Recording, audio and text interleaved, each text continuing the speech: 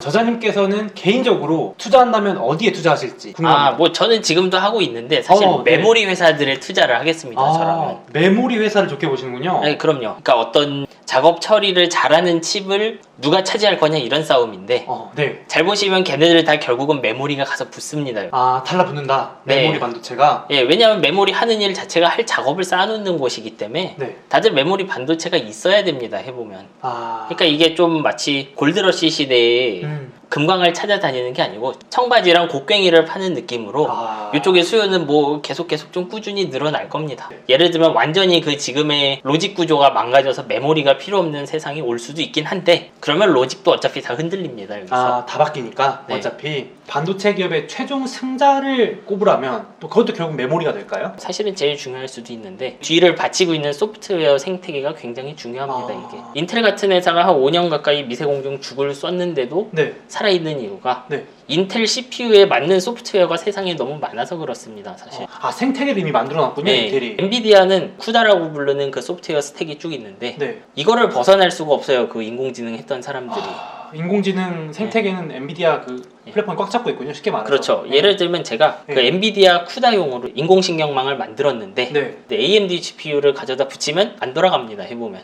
이렇게 호환이 잘 안 된다. 그렇죠. 그러면은 뭔가 하려면 엔비디아로 계속 몰리겠네요. 엔비디아 제품 쓰고 또 쓰고 선전 효과도 크네요. 네, 이거 뭐 어떻게 보면 인텔이 과거에 성공한 이유랑 똑같습니다. 지금 막 반도체 보면은 미중 반도체 갈등부터 한국도 거기 막 샌드위치에 껴있다, 대만이 앞서 나간다면서 여러 뉴스들이 나오고 있는데 지금 이 시점에는 그런 뉴스들 중에서 뭘 좀 보면 좋을까요? 유의 있게 뭘 관찰하면 좋을까요? 뭐 사실 이거 거의 결판이 난 수준이 아닌가 싶은데 저는 네네네. 이게 사실 미국은 팹리스의 강자인데 실제로는 네. 왜 얘네가 강자냐 하면 생태계 때문에 벗어날 수 없는 칩을 굉장히 많이 가지고 있습니다. 엔비디아도 미국 회사고 네. 퀄컴 이거 스마트폰의 한 30%는 퀄컴 들어갈 건데 네. 퀄컴도 미국 회사고 네. 뭐 그런 회사 엄청 많지 않습니까 미국에. 네네. 근데 얘네들의 약한 고리는 사실 파운드리거든요. 보면. 네. 자체로 만들 수 있는 능력은 없는 거잖아요. 아무리 그렇죠. 엔비디아 퀄컴이라 해도. 그렇죠. 이게 또 반대로 생각하면 이 TSMC 같은 파운드리도 네. 이쪽을 잃으면 그 고객 상당수가 사라지는 뭐 그런 모습이죠. 보면. 그렇죠. 네. 그래서 이 둘 사이에 좀 케미가 좋습니다. 좀 더 구체적으로 어떤 걸까요?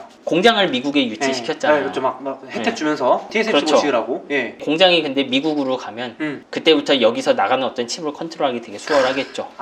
제조 공급망을 가져갔네요. 이제 그렇죠. 그러면 뭐 세금도 때릴 수 있고 뭐 네. 일자리가 또 간섭할 수도 있고. 그리고 뭐 반도체 공장이 마리아나 같은 것도 아니고 위치가 딱 정해져 있지 않습니까? 네. 이제 엉뚱한 데로 나가면 트랙하기도 되게 쉽죠 이거는. 미국에 짓게 하는 게 되게 큰 거네요. 뭐 그렇죠. 네. 왜냐하면 이 TSMC가 가지고 있는 경쟁력도 네. 이거 다 생태계인데 이것도 기존 설계 회사들이 TSMC에 모이기 때문에 TSMC가 잘 나가는 감도 있어요. 왜냐하면 팹리스들도 조사한 거 보면 칩을 설계한다고 했는데 이게 특정 파운드리에 맞게 이미 설계도가 나와 있어요. 네. 네, 그런 IP 얼라이언스가 굉장히 강한데 이것도 마찬가지로 사람들이 쓰니까 쓰는 거예요. 그러네요. 그러니까 TSMC가 좀 그런 청계천 느낌으로 있는 거죠 여기서. 야, 그렇게 보면은 특별한 이유가 없으면 TSMC가 갑자기 이렇게 몰락하고 이런 거 쉽지 않겠는데. 네, 쉽지 않죠. 생산 기지로서. 그러니까 미국도 아마 그걸 아니까 네. TSMC에 대응하는 뭐 서구권의 제조 회사를 TSMC만하게 만들 수는 없고 이제 그쪽이 어떻게 보면 목줄을 채운 모습이라고 봐야죠. 어떻게 보면 가장 네. 빠르게 할 수 있는 방법을 택한 게 그렇죠. 아닐까. 완전히 컨트롤은 안 되지만 그래도 일단 그쪽이 발을 빼려고 하면 굉장히 뜨거울 거니까요. 네. 막 반도체 굴기한다, 중국이 따라붙는다 그랬었다가 네. 또 요즘 신문에는 좀 뭐 꺾였다 이런 얘기가 나오고 있는데 개인적으로는 어떻게 보시나요? 특히 이제 한국 업체 관점에서 보면 메모리도 그렇고 파운드리도 그렇고 큰 위협은 되게 힘들 것이다라고 봅니다. 네. 제가 봐도 최근 보면 더 격차가 더 벌어지는 것 같아요. 예, 맞나요? 일단 뭐 메모리 같은 건 굉장히 원가 경쟁이 치열해 갖고 네. 이렇게 17년 같은 경우 정말 우호적이었을 때 그때도 중국 업체들은 적자였습니다. 해보면 메모리 엄청 비싸다 그랬는데 중국 업체 입장에서 엄청 싼 거죠. 이게 어떻게 이 가격에 팔아? 그럼 반대쪽에 이제 한국 업체들 어떻게 이 가격에 팔리지? 이러고 있는 거죠. 이제 신나네 막 이러고 있는. 너무 잘 팔리니까. 그리고 그런 사이클이 반복되면 그쪽에 그 투자 역량은 계속 높아지거든요. 그렇죠. 앞서 나가죠. 그리고 파운드리 같은 건 그 생태계를 역시 끌고 가야 되는데 그런 고성능 칩을 만든 적이 없어요 중국에서. 근데 또 그러면서도 뉴스에서 뭐라 하면은 메모리 이런 건 격차 벌어지면 AI 쪽은 또 중국이 미국도 따라잡을 정도로 엄청나다 이러는데 그건 어떻게 보시나요? 그쪽은 뭐 설계 쪽 이야기를 하는 것 같은데 결국 제조와의 릴레이션이 끊겼으니까 뭐 쉽지 않겠죠. 중국에서 예를 들면 그 하이실리콘 이런데 그 화웨이 자회사가 서버용 칩도 설계하고 인공지능 관련한 칩도 막 설계하고 했는데 네. 제조를 못 맡기죠. 네. 왜냐하면 이거 제조할 때는 TSMC 몇 나노를 써야 돼라고 생각을 했거든요. 가능하지가 않은 거죠. 가능하지 않다. 네. 미중 갈등이 지금 네. 되니까 쉽지 않겠네요. 또 이제 궁금한 게 반도체 산업이 호황이 계속 이어질 거라고 보시나요? 한 16년, 17년쯤에 보면요. 뭐 네. 거의 모든 회사들이 비관적이었어요. 메모리 회사가. 근데 17년에 대호황이 와버렸죠. 갑자기. 네. 그 거의 유례가 없는 호황이 17년, 18년까지 이어졌는데 네. 그래서 이런 거 지금 판단하는 건 큰 의미가 없고 그냥 쭉 길게만 보려고 합니다. 저는. 뭐 일단 중요하게 보는 건 한 2024년 정도 네. 그 TSMC나 이런데 그 지금 대규모 설비 투자 끝나는 시점인데 그때 가서 어떤 칩들이 나오고 누가 또 새로운 사용 용도를 만드는지 이런 게 좀 궁금하긴 합니다. 오히려 지금 투자한다 그럴 때는 이제 호황이 이어지다가 설비 투자가 끝나는 시점은 오히려 이렇게 좀 호황이 꺾인다 이렇게 보는 건가요, 그러면?